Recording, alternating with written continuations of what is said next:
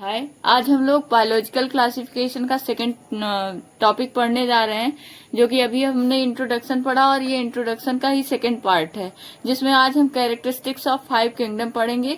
इसमें ये देखेंगे कि ये टेबल कैसे याद करनी, बहुत सिंपल है, इसमें कुछ है नहीं। लेकिन और दूसरी चीज ये देखेंगे कि किस बेसिस पर ये जो 5 किंगडम है, ये किस बेसिस पर डिवाइड किया गया था, इसे आर.एच. विटेकर ने किस बेसिस पर डिवाइड किया था। इसको इस छोटे से टेबल में सारा जो है हमारा मटेरियल दे दिया गया है। तो ये टेबल इम्पोर्टेंट है और इसको बहुत ही आराम से हम समझ भी लेंगे। तो फर्स्ट ऑफ ऑल हम देखते हैं कि 5 किंगडम होते हैं कौन कौन से। पहला है मोनेरा, दूसरा प्रोटिस्टा, फंजाई, प्लांटी और एनिमिलिया। अब देखिए, जो पहला हमने कैरेक्टरिस्टिक लिया था वो सेल टाइप। देखिए, हमें पता है कि सेल दो टाइप के होते हैं, एक क्या प्रोकैरियोटिक और एक यूकैरियोटिक। प्रोकैरियोटिक मतलब प्रो मतलब होता है बेटा प्रिमिटिव, और कैरियन मतलब क्या होता है न्यूक्लियस। तो जिसका न्यूक्लियस प्रिमिटिव टाइप का था, जिसके न्यूक्लियस के बाहर न्यूक्लियर मेम्ब्रेन नहीं थे, उसको क्या कहते थे, प्रोकैरियोटिक। और जिनका ट्रू न्यूक्लियस था, यानी न्यूक्लियस के बाहर न्यूक्लियर मेम्ब्रेन थी, उसे यूकैरियोटिक कहते हैं। जैसा कि हमने ऑफलाइन क्लासेस में बताया है ना कि मतलब ये बेचारे पुराने टाइप के थे, गरीब, तो उसमें रैपिंग वैपिंग बहुत नहीं पाई गई है और इसमें पाई जाती है, तो वही है।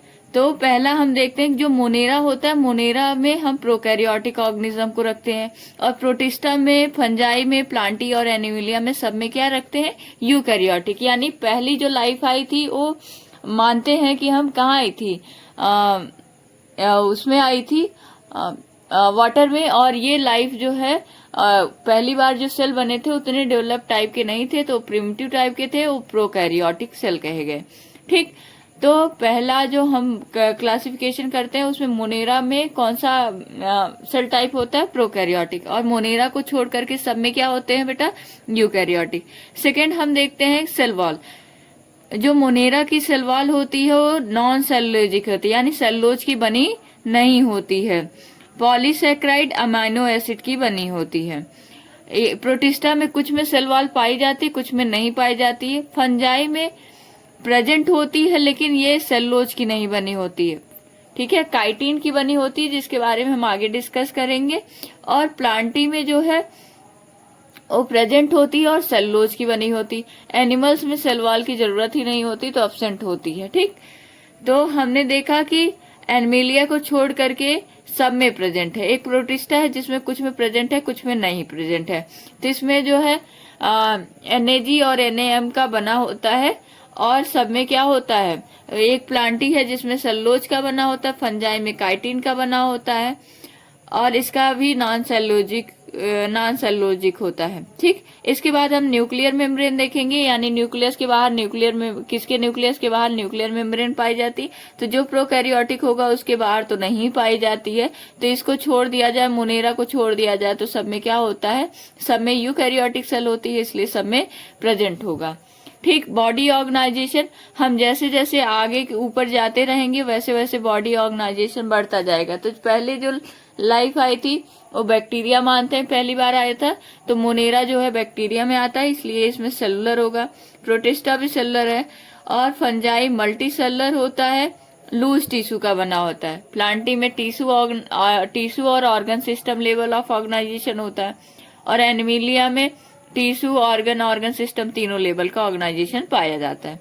इसके बाद हम मोड ऑफ न्यूट्रिशन देखते हैं कि वो कैसे अपने आप को नरिश करते हैं। तो हम जानते हैं कि जो मोनेरा होते हैं वो उसमें बैक्टीरिया आते हैं, तो कुछ बैक्टीरिया कीमोसिंथेटिक होते हैं जो अपना फूड खुद बनाते हैं, और कुछ फोटोसिंथेटिक होते हैं, यानी ये ऑटोट्रॉपिक होते हैं, सेल्फ नरिश करते हैं, खुद को खुद नरिश कर लेते हैं। तो मोनेरा में क्या होता है, मोनेरा ऑटोट्रॉपिक भी होता है, हेट्रोट्रॉपिक भी होता है। ऑटोट्रॉपिक में दोनों टाइप के ऑटोट्रॉपिक हो सकते हैं, कीमोसिंथेटिक और फोटोसिंथेसिस।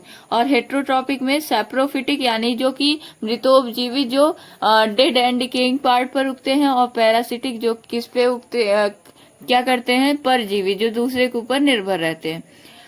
प्रोटिस्टा बेटा ऑटोट्रॉपिक और हेट्रोट्रॉपिक दोनों हो सकता है। ऑटोट्रॉपिक में यूग्लिना आता है जो कनेक्टिंग लिंक होता है प्लांट्स और एनिमल्स के बीच में, और हेट्रोट्रॉपिक जो होता है ये क्या होते हैं, दूसरे पर डिपेंड रहते हैं। तो यूग्लिना को छोड़ करके मैक्सिमम क्या पाए जाते हैं, मोस्ट ऑफ प्रोटिस्टन क्या होते हैं, हेट्रोट्रॉपिक होते हैं।